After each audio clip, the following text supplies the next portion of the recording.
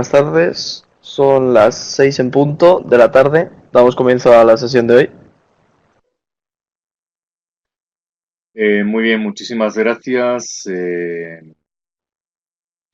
por la invitación nuevamente a este segundo webinar en el que vamos a tratar un tema tan interesante como es el aprovechamiento estratégico de las zonas especiales.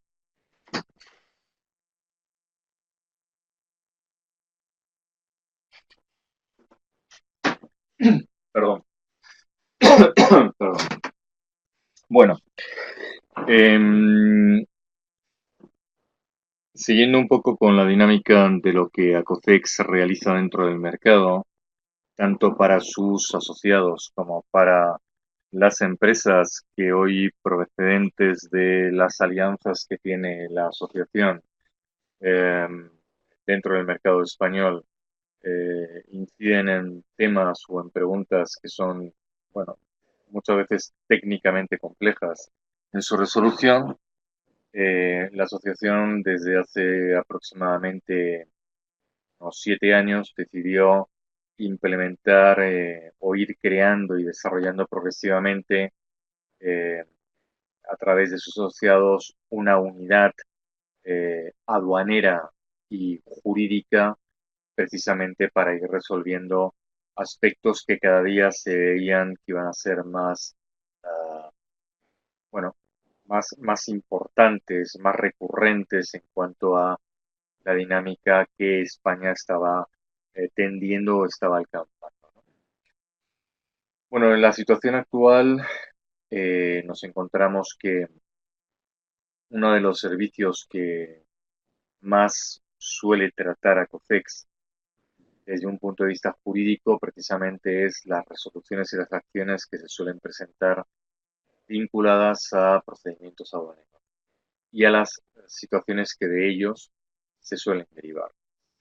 Y concretamente en los últimos años, de manera más especial, sobre todo con la entrada en vigor del Código Aduanero de la Unión nuevo, la nueva utilización, las ventajas que puede conllevar el hecho de aprovecharse de las zonas especiales que con carácter general se encuentran exentas de protocolos, procedimientos de actuación estándares que se darían tanto en los procedimientos de exportación como en los de importación y que sin embargo pueden aportar ventajas operativas, financieras y estratégicas de cara a diferenciarse fundamentalmente de operadores iguales y sobre todo poder sacarle la ventaja de terminar o ultimar productos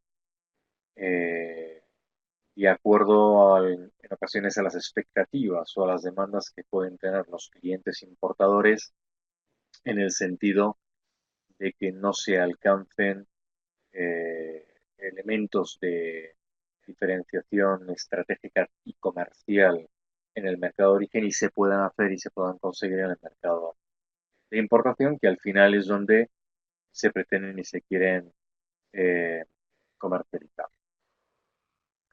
Bien, en este sentido, en este sentido lo que nos vamos a encontrar básicamente es que desde la entrada en vigor del nuevo Código Aduanero de la Unión, nos encontramos que ha habido un cambio, aunque aún seguimos estando en un régimen de transición, quiere decirse que a priori desaparecer procedimientos que estaban implementados en el periodo pre-2016 a hoy todavía 2018 pueden seguir existiendo siempre y cuando las licencias o las concesiones de los permisos con los que se hubiera habilitado el acceso a unos procedimientos especiales no se hubieran terminado o no hubieran provocado una renovación, en cuyo caso se hubieran tenido que trasladar o llevar a uno de los regímenes nuevos que han quedado instalados con la nueva figura del Código Aduanero. Si terminado el periodo 2000, si terminado el periodo 2019 resulta que no tenemos, eh, no ha terminado los permisos, licencias o actualizaciones que tuviéramos solicitadas, bueno, directamente en el periodo de terminación y de entrada en vigor del CAU definitivo, pues nos veríamos expuestos a tener que hacer esa suspensión o anulación para continuar dentro del protocolo del régimen. Bien, en este caso, eh, por irnos centrando y ir intentando encontrar la utilidad del webinar, que es por qué decimos que tiene que ser planteado como una ventaja estratégica. Yo me atrevería a decir que, bueno, dentro de los protocolos que tenemos aquí, donde las medidas especiales se pueden catalogar en en estas cuatro unidades, que serían las operaciones vinculadas a un tránsito, las operaciones vinculadas a un depósito, las operaciones identificadas puramente como especiales y las operaciones denominadas de perfeccionamiento, entendiéndose por ellas como especiales que todas ellas para poder ser eh, utilizadas requieren de una comunicación previa a la aduana y dentro de esa comunicación previa, en algunas ocasiones tener la autorización o el permiso por parte del recinto aduanero o de la unidad administrativa aduanera de la cual dependa ese régimen concreto para poder luego tener las ventajas que dentro de ellas se pueden. Como veremos a continuación, en la siguiente slide, que la voy a cerrar dado que no se va a apreciar muy bien y voy a cambiarla en la presentación por un Excel donde lo vamos a poder visualizar de una forma más eficiente. Iremos viendo, iremos comentando e iremos llegando a entender por qué mm, es una estrategia y la estrategia tiene que llevarnos a una ventaja de diferenciación dentro de la actividad. Muy bien, pues vamos a cerrar, vamos a terminar esta parte de aquí y nos vamos a ir directamente a nuestro Excel. Perdón, con un pequeño comentario previo. Eh, las operaciones vinculadas a tránsito, aunque hemos cambiado, hemos pasado de tres tipos de tránsito a solamente dos, técnicamente la estructura de los mismos, de los que tenemos hoy en día son iguales.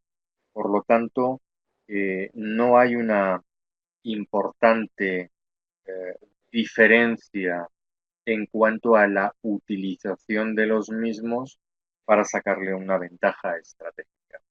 La ventaja del tránsito radica en la ventaja económica que podamos tener eh, dentro de la contratación de operadores logísticos que, para poder trasladar mercancías de orígenes a destinos, eh, pues nos puedan dar cotizaciones ante grandes volúmenes de mercancías o regularidad en los movimientos de las mismas, eh, bueno, pues para sacar sobre todo esa diferenciación de tipo económico. Sí podríamos hablar de que los depósitos, las denominadas operaciones especiales, ¿por qué no incluyendo las temporales y las de perfeccionamiento? Son las que realmente, si bien tratadas, podrían aportarnos ventajas de tipo estratégico como son. Por ejemplo, imaginémonos que hay un operador eh, que intenta competir con nosotros en el mismo producto y con el mismo cliente final en un punto de compra español. Este punto de compra, esta empresa importadora es plenamente consciente de que la mercancía que necesita la necesita con regularidad, no le gusta exponerse a sobresaltos de las incidencias logísticas que habitualmente se producen en el mundo del transporte, es perfectamente conocedora de que las mercancías proceden de terceros países y además es consciente de que desde la entrada en funcionamiento del sistema de operador económico autorizado en la Unión Europea, eh, cada vez con más motivo de control, se hacen supervisiones de mercancías, no tanto ya para determinar si se cumple en sí el estatus reglamentario que determine la Unión Europea para que pueda esa mercancía, obviamente vinculada a una partida arancelaria, ser importada al territorio de la Unión, sino si las ventajas que esa partida que hemos puesto para ese producto, que la Unión Europea podía estar otorgando al tercer país origen, eh, tendría sentido o tendría eh, que haber cumplido con los requerimientos básicos para que se le pudiera haber otorgado ese tipo de ventaja, ¿no? Eh, por lo tanto, estamos hablando de la preocupación que hoy encontramos sobre mercancías importadas que se sabe que no son de la Unión Europea, pero que también se sabe que los proveedores no aportan eh, o no nos quieren decir que a su vez ellos han tenido que utilizar componentes o a su vez los han comprado y las han terminado perfilado en su país y desde ahí nos la han exportado, sin que seamos conscientes de si esa transformación o modificación es suficiente para que en el protocolo o en el reglamento que hemos establecido entre la Unión Europea y ese tercer país se admitiera que esa partida arancelaria, con esa transformación, modificación o situación que hubiera tenido, hubiera podido optar por ese tipo de... Bueno, si sumamos todos estos elementos en un ejemplo, que suele ser un ejemplo muy recurrente de las cuestiones que nos llegan a la asociación, eh, lo normal es que una empresa exportadora de un tercer país, sabiendo que la empresa importadora española y europea estos elementos se los suele cuestionar, podría plantearse realizar un estudio de formas diferentes de que la mercancía sea importada en la Unión Europea, es decir, distinta a lo que habitualmente se ha conocido como una importación a consumo o una importación a libre práctica. Técnicamente, importemos la mercancía, liquidemos impuestos, sometámonos a las medidas de política comercial y si todo es conforme, habiendo inspección o no, que la mercancía entre y a partir de ahí que siga un desarrollo de utilización, consumo, modificación, incluso destrucción de la misma, ¿no? Bueno, pues a lo mejor se plantearía ese estudio para intentar ver eh, cómo resolver el que su oferta, más allá de simplemente jugar económicamente con sus precios, con sus rápeles, con sus aportaciones de marketing, pudiéramos, bueno, darle esa seguridad a la empresa importadora que posiblemente la otra empresa, si no tiene técnicos, no tiene especialistas o conocedores en este tipo de circunstancias que se están dando hoy en día, pues posiblemente ni se las planteen, salvo que sus interlocutores logísticos o aduaneros, eh, por razones X, de repente le trasladen esta observación y le digan, oye, ¿por qué no operas de esta forma? Y entonces sacas una serie de ventajas. Por tanto, mientras que el operador logístico o el aduanero eh, eh, le puede llegar a trasladar precisamente esa observación, mientras tanto, bueno, pues vamos a intentarnos diferenciar, ¿no? ¿Y la diferenciación en qué consiste? Bueno, pues consiste en que en la Unión Europea, como acabamos de ver en las transparencias, nos dice que toda la mercancía que llega al territorio de la Unión no necesariamente tiene que ser importada de forma inmediata, entendiendo por el término importación el hecho de someterla al control de la aduana y si ésta lo autoriza, en función de la serie de tasas e impuestos que tuviéramos que liquidar, liquidarlos para poderlos integrar en el territorio. Entonces, analizando diferentes propuestas, puede plantearse, según lo que cree que puede hacer con su mercancía para diferenciarse, basándonos en dos aspectos. El primero, vamos a garantizarle al importador el que la compra por regularidad no se vea afectada o alterada por el movimiento logístico. ¿Qué me va a suponer a mí como exportador del tercer país?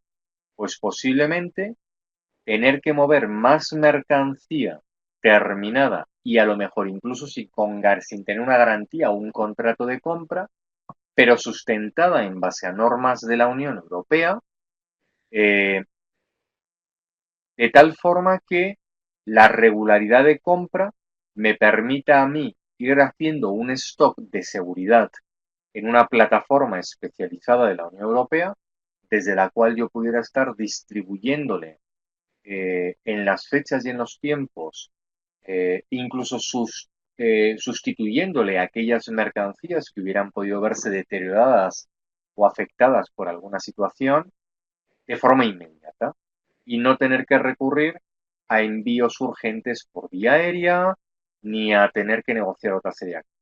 Bueno, pues para eso, a lo mejor la utilización de depósitos, eh, de los denominados depósitos aduaneros, depósitos distintos de los aduaneros, depósitos de régimen temporal o vinculados a trámite temporal, o zonas de almacenamiento o estacionamiento ubicadas dentro de las zonas francas, pues a lo mejor nos pueden ofrecer un tipo de ventaja, ¿no? En cuanto a la situación de por qué mi producto, siendo igual que el de otro de la competencia, tiene que ser adquirido frente al del otro, bueno, pues a lo mejor eh, puede ser muy interesante intentar ver cómo se está desarrollando y cómo se está comportando el mercado al que yo quiero exportar la mercancía, donde se va a importar el producto, para determinar si los elementos de diferenciación con mi competencia valen la pena adquirirlos en mi mercado de origen o a lo mejor tiene sentido si no conlleva un excesivo coste, no conlleva un excesivo criterio de eh, falta de seguridad en el proceso de terminación o de elaboración de una mercancía, llegar a un acuerdo no con el importador, sino con una empresa que tuviera ese elemento de diferenciación en la Unión Europea para que si la Unión Europea me permitiera integrar la mercancía en el territorio y mientras no se terminara ese producto dentro del territorio de la Unión Europea, no fuéramos a proceder a la importación, no se espera la importación y por lo tanto le dijéramos al importador, oye, mi competencia te puede estar presentando este producto, pero la realidad está en que eh, fíjate cómo te voy a presentar un producto que además lo vas a tener en la Unión Europea, que además lo he terminado en la Unión Europea, pero lo controlo yo, y además, si no lo necesitas, fíjate, hasta lo puedo mover a una zona de este de tipo especial en régimen de depósito hasta cuando tú lo necesitas. Claro, alguno a lo mejor ahora mismo está planteando y diciendo, wow,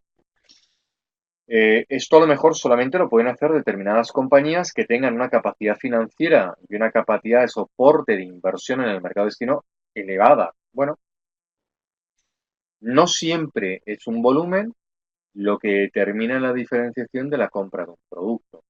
Entonces, bueno, todo obviamente se debe de estudiar, pero desde luego lo que no voy a hacer es basarme en un rumor o basarme en una suposición o basarme en una hipótesis de lo que creo que está pasando en el mercado por lo que me llegan información o por lo que puedo leer, sin realmente haberlo estudiado. Si quiero seguir intentando buscar la diferencia con otros operadores frente a lo que ese importador europeo está planteándose, a lo mejor resulta que el importador europeo me dice, oye, me están interesando muchísimo las mercancías que tienes, pero resulta que a su vez que yo las importo, yo las estoy revendiendo a otro operador tercero que curiosamente me pide que se integre en el envase o en el embalaje una serie de etiquetas, logos o símbolos que yo habitualmente no te pido. Tú me lo puedes hacer. Claro, la pregunta es, wow, ¿y qué garantías tienes de que usted, señor importador, que no me está ofreciendo a mí garantías de compra, pues a quien le va a vender se las esté ofreciendo? Eh, para que yo me pueda implicar encima en elaborar un envase y un embalaje adecuado a un tercero que no es quien importa. Bueno, pues a lo mejor el planteamiento de decirle, déjeme que lo estudie porque a lo mejor resulta que dentro de esas zonas especiales se denominen de perfeccionamiento, se denominen de régimen temporal o de régimen de almacenamiento, pueda ser susceptible de que la Unión Europea permita en su reglamentación en que yo pueda modificar o cambiar el envase e incluso el embalaje, el embalaje e incluso el envase de la mercancía mientras no se vea afectada la mercancía, ¿sí? Simplemente sea este elemento. Un elemento que además pudiera justificar, incluso documentalmente, eh, a la unidad administrativa de la cual dependiera el almacenamiento de mi mercancía, el por qué quiero realizar ese tipo de operaciones antes de importar la mercancía final. Bueno, por sacarle más ventajas, bueno, ¿y qué ocurre si resulta que se están realizando ese tipo de inspecciones en las que se está intentando detectar si efectivamente se tenía derecho a cumplir con el origen de una mercancía? Bueno, pues supongamos o imaginémonos que tenemos un contrato con este importador que o podemos, mejor dicho, ofrecerle una propuesta al importador frente a la competencia, diciéndole, mira, nosotros hemos estudiado, somos conscientes de que en el acuerdo de Unión Europea, conmigo como país exportador y con el país productor, analizadas sus reglas de origen, te damos la tranquilidad de que sí cumplimos con los estamentos que determina el reglamento para que la ventaja que estás teniendo a la hora de importar la mercancía, ventajas que habitualmente sabemos que es una reducción de tipo arancelario, incluso a tipo cero, eh, eh, la sigas aplicando y puedas darle una respuesta rápida. Y en el caso de duda, no te preocupes. Eh, Tengo subcontratado de forma anual espacios estratégicos en tu país o en la Unión Europea para retirarte la mercancía y situarla dentro de un régimen de los denominados de tipo especial hasta que consigamos resolver la situación de tal forma que tú no te veas afectado, ¿vale? Volvemos otra vez a lo de tener capacidad financiera. Para mí es simplemente tener capacidad de análisis y tiempo dentro de la empresa para entender que los mercados de importación pueden ser tratados de una forma diferente. Creo que a lo mejor con el ejemplo sí hemos podido dar alguna pincelada de cómo podríamos empezar a comportarnos de forma diferente frente a una competencia de productos que habitualmente no se sustenta de la utilización de este tipo de depósitos, salvo que tengan destinos muy claros en su utilidad. Por ejemplo, los mercados, los productos que van a compañías o a estamentos que van en régimen de libre de impuestos, el famoso duty free, mercancías que puedan ir destinadas a cruceros, a aeronaves, porque tengan que abastecer tanto a ellas de materiales como de los elementos de quien puede estar dentro de esa nave o esa aeronave. En fin, pueden haber muchos elementos diferenciales, ¿no? Pero la realidad al final en que los coches mismos, ¿verdad? Producciones masivas, los hidrocarburos, los combustibles, los fertilizantes, los químicos, es decir, productos que sabemos que hay que importarlos en gran volumen, pero que luego el mercado no te pide tantas toneladas de golpe, ¿no? Es decir, cuando salimos habitualmente de esas rutinas, los demás, los que tenemos zapatos, los que tenemos productos como pueden ser agroalimentarios, los que tenemos bienes de equipo, bienes industriales, etcétera, no es normal que los utilicen. Entonces, bueno, no estimemos que para utilizarlos es necesario tener un tipo de producto, por principio, ni un gran volumen de producto para que me permitan tener en la utilización de ellos ese elemento de diferencia. Entonces, bueno, creo que un ejemplo lo tenemos muy claro con plataformas como Amazon, ¿no? Muchos de los proveedores de Amazon que hoy tratan de intentar colocar sus productos desde sus terceros países en venta masiva en la Unión Europea, contratan espacios vinculados a operadores logísticos que están situados en zonas exentas de cargas especiales, precisamente para hacer esos stocks de seguridad y diferenciarse. Y que obviamente el suministro del producto sea lo más rápido e inmediato posible al eh, comprador o usuario de. Bueno, en el Excel que estamos viendo ahora mismo, dejando el perfeccionamiento activo como una de las herramientas estratégicas que se pueden utilizar, pero que lo que conllevan fundamentalmente es terminar un producto, darle una forma a un producto, eh, que como he ido mencionando puede ser un elemento de diferenciación, donde realmente podemos empezar a darle una seguridad al importador, fundamentalmente es, mira, aquí tienes un stock de seguridad y además dentro del stock de seguridad puedo hacerte cosas con la mercancía, incluso antes de que las importes, pero que sepas que ya las tienes en tu territorio de la Unión Europea. Lo primero en la comparativa que tenemos es si hay problemas a la hora de solicitarlos, ¿no? Para intentar entender si hay ventaja o no hay ventaja, ¿no? Frente a un régimen de consumo libre práctica. Bueno, como estáis viendo, el depósito distinto aduanero es lo que antiguamente podríamos llamar depósito franco fiscal, aunque hoy el sinónimo del depósito franco se lleva más a la utilidad del espacio dentro de la zona franca, y el depósito temporal, que son almacenes de operadores habitualmente logísticos, eh, donde regulan con la unidad administrativa aduanera la temporalidad, el dejar estacionada la mercancía por un régimen X de tiempo, como iremos viendo ahora.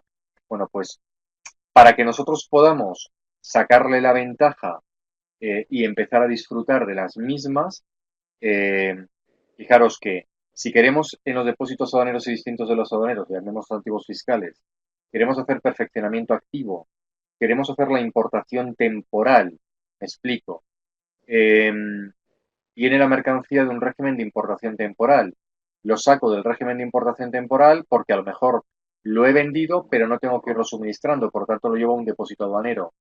Quiero darle un destino final, quiero darle un destino final eh, porque quiero hacer algo con la mercancía, ¿no? O simplemente lo que quiero hacer es tenerlo como almacenamiento en cualquiera de las cuatro posiciones que estamos viendo, depósito en el distinto temporal, zona franca. Hay que solicitarlo según llegamos al recinto aduanero, ¿vale?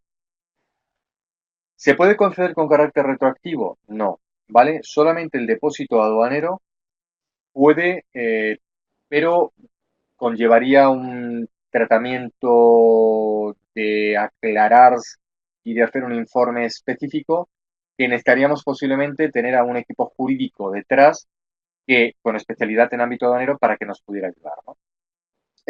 Ventajas estratégicas, bueno, pues que podamos decirles a nuestros clientes importadores, no te preocupes porque lo normal es que cuando estemos ubicados en estas zonas, hombre, si no lo quieres, fíjate, va a haber controles de lo que vamos a hacer, va a haber vigilancia, eh, van a estar comprobando lo que podamos hacer en cuanto a manipulación o utilización de la mercancía.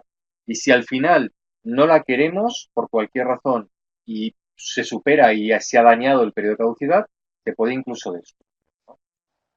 Una ventaja, vale, me meto en una de estas zonas, pero ¿y si una vez que salgo de estas zonas todavía no quiero importarlo? Bueno, pues el depósito aduanero, fijaros, os permitiría incluso hacer un perfeccionamiento activo o llevarlo a un destino final, un régimen de transformación, o la zona franca, llevarlo también al perfeccionamiento activo o a la transformación, incluso a una reexportación.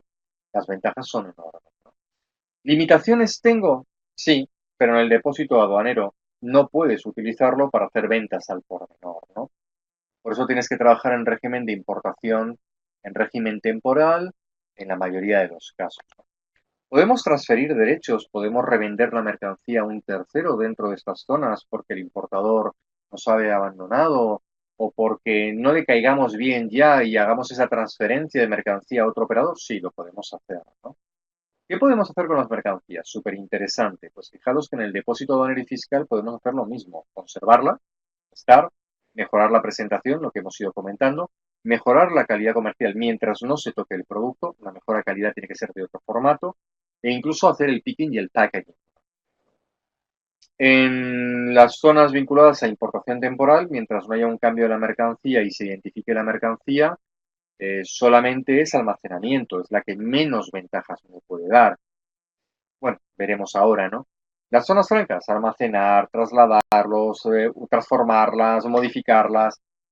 Quiere decirse que podemos sacarle muchas ventajas. Podemos sustituir mercancías por otras equivalentes. Imaginaros que tenemos almacenada la mercancía un año, hemos perfeccionado el producto, le hemos dado un I+D+I nuevo, ¿podemos retirarlas? ¿Qué nos dicen? No en 3 de ellos, pero en el depósito de enero sí, mientras el producto no lo cambiemos de los 8 primeros dígitos de la partida del año. Creo que me estoy pasando de tiempo, me queda Sí, exactamente estamos a... un minuto. En un minuto terminamos. Gracias. Vale, ¿Tendríamos perfecto. ventajas, tendríamos ventajas en cuanto a sacarle utilidad? Muchas veces nos dicen, la utilización de un depósito o una zona me exime del pago de derechos y demás. Cuidado, no de todos. Por ejemplo, el depósito aduanero no te aplica el derecho, pero te carga el IVA. En el depósito fiscal no te carga ninguna de las dos. ¿Vale? Entonces, bueno, las medidas de política comercial ciertamente no aplican ninguno de los cuatro, ¿no? Y una de las grandes ventajas. Oye, ¿y cuánto tiempo puedo estar? Pues fijaros cómo os pongo allí, ¿no? No está limitado en el tiempo. La importación temporal, lo normal es un máximo de 2 años, aunque se puede ir renovando y puede alcanzar una cifra de 10 años. Como veis, creo que la utilización precisamente de este tipo de medidas nos pueden aportar un elemento de diferenciación frente a otros, obteniendo de ello unas ventajas estratégicas que en muchas otras ocasiones no habríamos alcanzado o no habríamos tenido. A vuestra disposición si hay preguntas a partir de este instante. Bien, vale. Pues vamos a partir con la primera pregunta, que es de Marisa. Marisa escribe, pregunta, ¿exactamente qué son las medidas de política comercial y por qué no afectan dentro de estas zonas? Muy bien, bueno, empiezo por el final. No afectan porque son zonas de las denominadas exentas, es decir, la medida de política comercial se aplica en el momento en que tú le dices a la aduana, exporto o importo, es decir, presentamos el DUA porque queremos proceder y actuar. Mientras tú no vayas a presentar un DUA, simplemente hagas una notificación, las medidas que puedan ser aplicadas en ese instante no se aplican como tal. ¿De acuerdo? Esa es la medida de política comercial. La primera parte de la pregunta era, perdón. La primera parte es exactamente qué son las medidas de política comercial. Nos acabamos de comentar, ¿no? Y se aplican obviamente solamente cuando son. ¿Qué es una medida de política comercial? Pues, por ejemplo, que la mercancía esté sujeta a un derecho de dumping, que la mercancía esté limitada por un contingente, que la mercancía entre en un régimen de restricción a la importación, que la mercancía esté sujeta a una serie de controles de verificación especiales.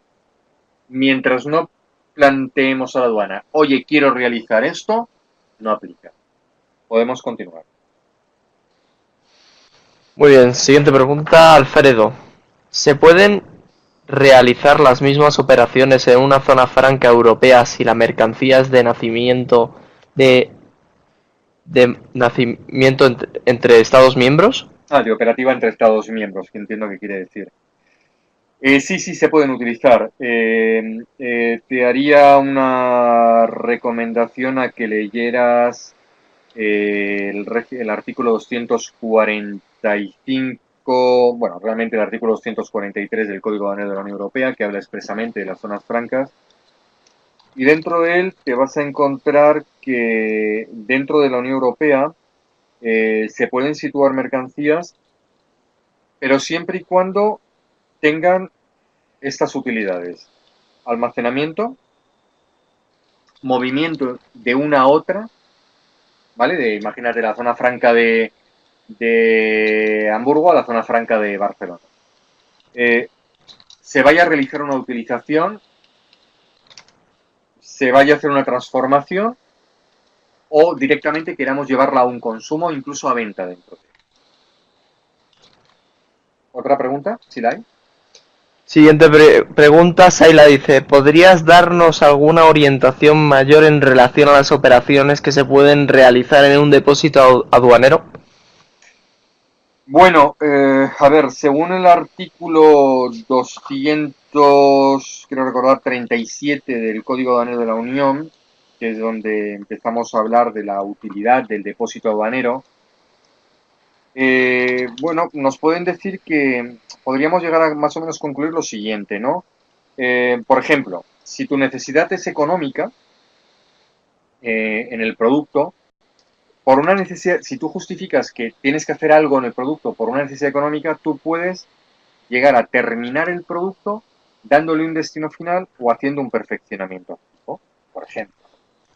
Si tú solamente lo que quieres es manipular la mercancía porque el importador te ha dicho cámbiame la etiqueta, añádeme, se acaba de aplicar una nueva medida de control, por ejemplo, esto que está hoy tan en vigor en los productos de homeopatía, medicinas, productos alimentarios en cuanto a las tablas de valores nutricionales o proteínicos o químicos, etcétera.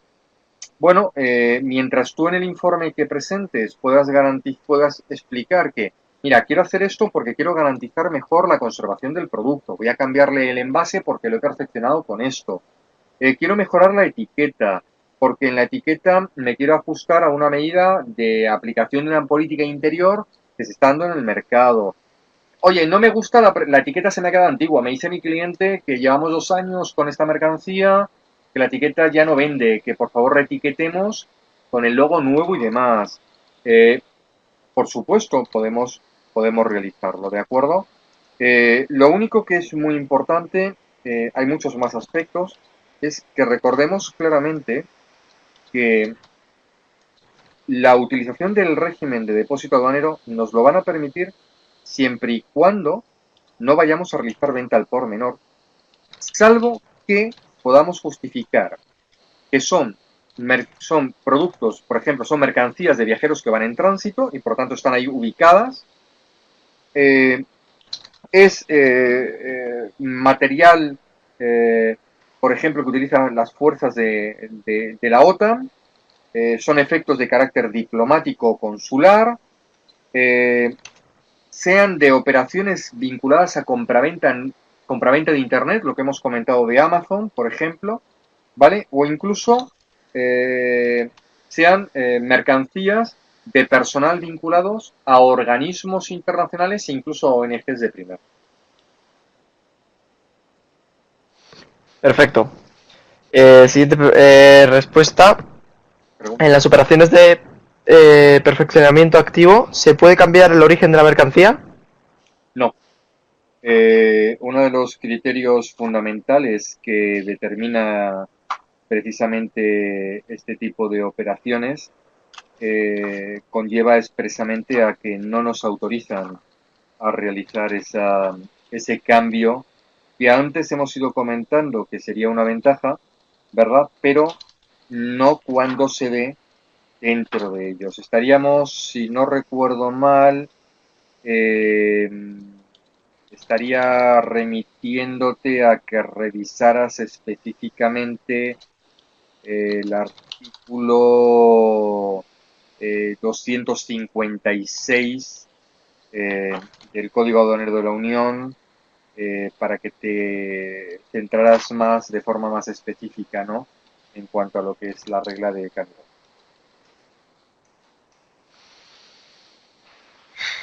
Perfecto. Siguiente pregunta. Isabel. Si importamos a consumo, ¿Sí? una vez importada y liquidada la deuda aduanera, ¿Sí? ¿se puede incorporar la mercancía en un depósito aduanero? Sí. Sí, el hecho de que tú importes una mercancía en la Unión Europea y liquides la deuda aduanera no conlleva necesariamente el que automáticamente la vayas a poner a libre disposición. Por eso existe el fenómeno de la libre práctica o el criterio de consumo, entendiendo que el criterio de consumo se supone que la importo porque directamente se va a utilizar. El criterio libre práctica va más en la línea de me reservo el derecho de, y si no se utiliza, ¿qué puedo hacer con él? ¿No? pues le puedo dar otro tipo de orientación, por ejemplo, una reexportación. Pero pongámonos en la situación de que el cliente que te ha comprado, imagínate que te ha obligado a hacer un delivery duty paid su almacén y por tanto la parte de aduana, salvando la parte fiscal, pues te toca soportarla a ti. Y justo cuando se la vas a llevar desde el almacén de distribución, una vez que has pasado la aduana, te dice el cliente que no la quiere, ¿vale? ¿Qué hacemos con la mercancía? Bueno, de momento primero ya tenemos el sofocón, ¿no? Lo segundo, tenemos una mercancía que la tenemos paralizada en el almacén de un operador logístico.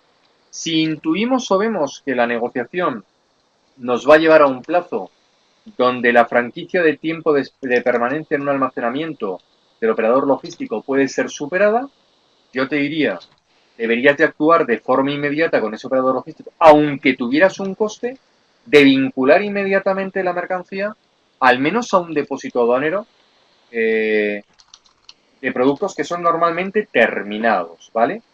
¿Por qué no? Dentro de los públicos o dentro de los privados que existen, por supuesto. Muy bien, y la última pregunta. ¿Qué tipos de depósitos aduaneros quedan? ¿Ha cambiado algo en el, CAU, me imagino, ¿no? Código Aduanero de la Unión, ¿no? Supongo que pondrá. en el parado, leo yo? Sí, bueno. Bueno, Sí, sí. Bueno, intuyo que va por ahí. Bueno, vamos a ver. Seguimos teniendo almacenes de tipo público y seguimos teniendo almacenes de tipo privado. De tipo público tenemos tres, tipo 1, tipo 2, tipo 3, donde la diferencia que tenemos de ellas, básicamente, así de forma rápida en el webinar, es en el de tipo 1 las responsabilidades del titular de la autorización y del titular del régimen, en el del título 2 las responsabilidades del titular del régimen y en la del tipo 3 es el que suele estar explotado por la autoridad aduanera y si admite la mercancía, pues de alguna forma la autoridad aduanera también es responsable de lo que pueda estar pasando con la mercancía en el sentido de que la ha admitido. En el depósito privado, el responsable es el titular de la autorización, que debe de ser el mismo el que mantiene o el que es del que es titular del régimen. ¿De acuerdo? Con una observación importante. No tiene por qué ser titular de la autorización y del régimen el propietario de la mercancía. Yo creo que no debo de ir más allá de ello, ¿vale? Tres de tipo público y uno de tipo aduana. Pues por mi parte no hay más. Si era la última pregunta, sí, era la pregunta, la última. perfecto. Pues agradeceré a COCEX nuevamente la invitación y la deferencia que ha tenido de volverme a invitar para poder tratar eh, este nuevo webinar de la asociación. Y bueno, pues como nos han ido indicando, saben que en la próxima semana se les hará llegar la transparencia que acabamos de ver, en mi caso, el PowerPoint con el Excel en formato PDF y les harán llegar posiblemente una URL para que puedan acceder al canal YouTube privado de Acocex para que con esa URL puedan visualizar cada uno de los webinars que ustedes se han apuntado, puesto que no se van a hacer de carácter público. Por mi parte, nada más. Muchísimas gracias. Gracias al servicio técnico por la asistencia que me ha dado y buenas tardes. Gracias. Buenas tardes.